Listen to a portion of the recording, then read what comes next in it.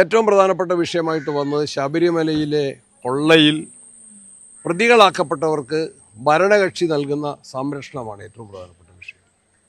ജയിലിൽ കിടക്കുന്ന ഹൈക്കോടതിയുടെ നിർദ്ദേശപ്രകാരം അന്വേഷിച്ച പോലീസ് അറസ്റ്റ് ചെയ്ത് ജയിലിൽ കഴിയുന്ന CPM നേതാക്കന്മാർക്കെതിരെ പാർട്ടി ചെറിയ ഒരു അച്ചടക്ക നടപടി പോലും സ്വീകരിച്ചിട്ടില്ല. അവരെ സംരക്ഷണ കവചമൊരുക്കി അവരെ രക്ഷിക്കുകയാണ് ഗവൺമെൻറ്റും പാർട്ടിയും ചെയ്തുകൊണ്ടിരിക്കുന്നത്. കൂടുതൽ പ്രതികളുണ്ട്, ഉന്നതന്മാർ ഇനിയും വരേണ്ടതുണ്ട് എന്ന് ഹൈക്കോടതി വ്യക്തമായ പരാമർശനം നടത്തിയിട്ട് ആഴ്ചകൾ കഴിഞ്ഞിരിക്കുകയാണ്. ആ പ്രതികളിലേക്ക് എത്തിയിട്ടില്ല. തെരഞ്ഞെടുപ്പിനിടയിൽ അന്വേഷണം മരവിപ്പിച്ചിരിക്കുകയാണ്.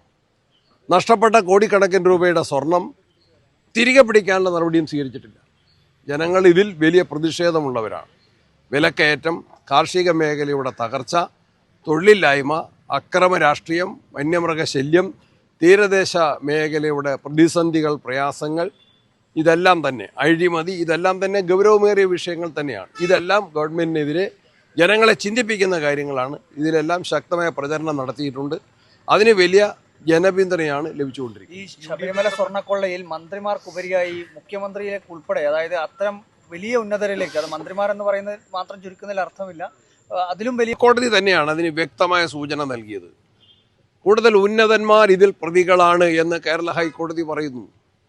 നമുക്കറിയാം, ജയിൽ കിടക്കുന്ന പത്മകുമാറിൻ്റെ സ്റ്റേറ്റ്മെൻറ്റിൽ മുൻ മന്ത്രി ഉണ്ട് എന്ന് മാധ്യമങ്ങൾ തന്നെയാണ് പറഞ്ഞത്. എന്നാൽ പിന്നീട് അദ്ദേഹത്തെ ചോദ്യം ചെയ്തിട്ടില്ല, ആ മുൻ മന്ത്രിയെ ചോദ്യം ചെയ്തിട്ടില്ല. പ്രതികളാക്കേണ്ടവരെ രക്ഷിക്കുന്ന കാര്യമാണ് ഇപ്പോൾ ഗവൺമെൻറ് ആലോചിക്കുന്നത്.